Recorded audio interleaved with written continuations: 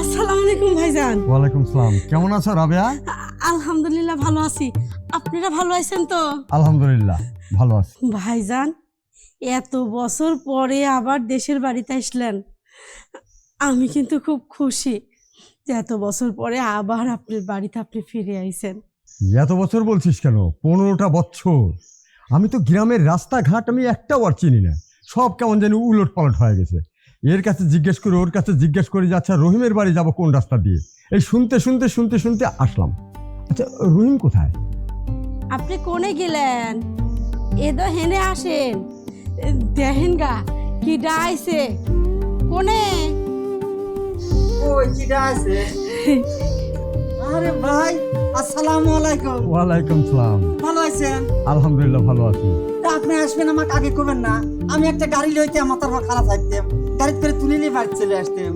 ইস, এই যে রোদ গরম, কত খাটনি করে আপনি আসলেন। আরে রহিম, আমি জানাতে চাইছিলাম কিন্তু আবার চিন্তা করলাম কি যে জানাবো না, ওখানে গিয়ে একটা সারপ্রাইজ দেবো। আচ্ছা জানো, আচ্ছা আমার কি যে আনন্দ ফুর্তি লাগতেছে তোমাকে আমি কয়ে বুঝাইতে পারবো না। আমারও সেই খুশি লাগতেছে, এত বছর পরে দেখলাম। আচ্ছা ভাইজান, এই বিদেশি ম্যাম সাহেব এরা কিডা? আরে রাবিয়া, এ কাকে কি বলছিস তুই? এ বিদেশি হবে কেন? এটা আমার ছেলে জীবন, আর এটা হচ্ছে গা জীবনের স্ত্রী, অর্থাৎ জীবনের বউ ওহি। ও তাই? বাজান কত ঘামি গেছে। চাচি, আচ্ছা মশা লাগবে না, থাক। আপনার এই আসলে নোংরা থাকতে পারে, আমার আবার ডাস্ট অ্যালার্জি আছে তো। দেখতো যন্ত্রণা, তুমি তো ঠিকই কইসাও। আমি গ্রামের মানুষ, কাপড় চোপড়ে ময়লা লাগি রয়েছে, আমিও সে জব্বর পাগল হয়েছি বুঝছাও। ওই কাপড় দিয়ে যাচ্ছে মুখ মুছাবে। ভালো কথা কইসাও। বাবা বাবা, তুমি ভালো আছো তো? হ্যাঁ ভালো আছো? আরে কাকা ছাড়েন তো, আপনার ঘাম শরীর, এই শরীরে আমার বেটা রে, এই গ্রামগঞ্জের এই ধুলে মাটি তোমার শরীরে রাখবি, তাতে তোমার শরীরে শক্তিশালী হবি। এই যে রোদ, কি যে শক্তিশালী হবে তুমি। ঠিক আছে, একটু ধুলে মাটি ভরাও, সমস্যা নাই। আপনিও না পাগল হয়েছেন? ওরা হয়েছে শহরে থাই মানুষ, ওরা কে রিতা বুঝে। আর গায়ে মায়ে কত ময়লা টয়লা নিয়ে কিছু চলে যাওয়া লাগবে ধরতে। তুমি ঠিকই কইছ, আমার গায়ে গতর ময়লা। আমি আমি এই যে মানে আমি আমি আর সহ্য করে পারিনি, চাই একটু জরা ধরেছি। বাবা তুমি কিছু মনে করে না, কিছু মনে করে না তুমি। আচ্ছা আচ্ছা ঠিক আছে। আইসি থেকে রোদে উঠানের মধ্যে দাঁড়া রয়েছেন, আপনার শরীর খারাপ করবেন। চলেন আপনার ঘরে নিয়ে যাই। চল আসেন, আপনারাও আসেন।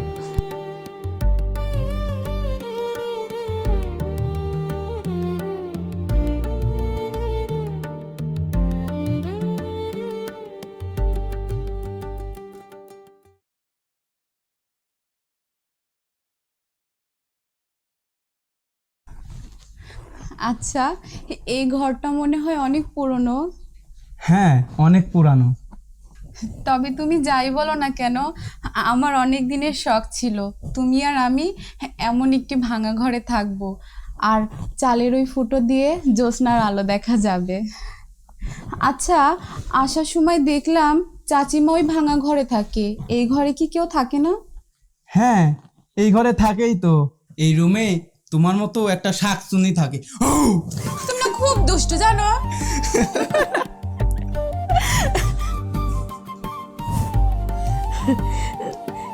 এই দেখো, তোমার জন্য না ওই গাছের তেন ডাব পাড়াইয়ে ডাব কাইটি পানি লিয়াইছি ডাবের। এলাও। আচ্ছা চাচি, একজনের রুমে ঢুকতে গেলে একটু কাশি দিয়ে আসতে হয়, একটু অনুমতি নিয়ে আসতে হয়, সেই ম্যানারটুকুও কিন্তু আপনার মধ্যে নাই। দূরো, এটা তুমি কি কও? তুমি আমার ভাইস্তি হও, আর ভাইস্তি মানে তো নিজের ছাওয়াল। নিজের ছাওয়ালের ঘরে কেউ হয়েছে কয়ে শুনি আসে নাকি, যখন তখন চলি আসা যায়। এই জমিনে আমি সুদমুত করার দরকার মনে করিনি, সুজা ধুয়ে পড়েছি। লেও খাও। খাবো না আমি শরবত। আরে চাচি, ও না খেলে না খাক, আপনি আমাকে দিন, আমি খাবো। এই লাও।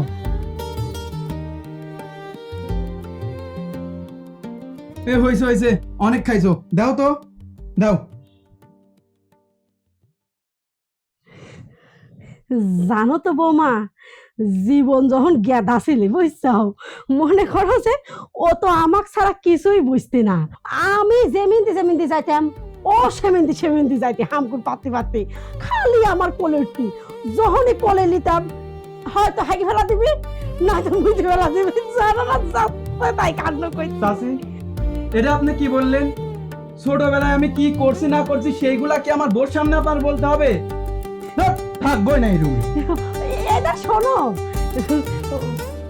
শরম পাইছে বুঝছাও, শরম পাইছে। তুমি কিছু মনে করে না, তবে তুমি কিন্তু সেই ভালো। আমি হয়েছে গা খাবারগুলি গরম করে, তোমার খাবারগুলি গরম করে ডাক দিচ্ছি বুঝছাও। তুমি আবার হয়েছে গা দেশি মুরগির ঠ্যাংম্যাং খাও তো? হ্যাঁ চাচি, আমি খাই সবই। খুব ভালো, তা আমি গেলাম। হ্যাঁ আচ্ছা চাচি।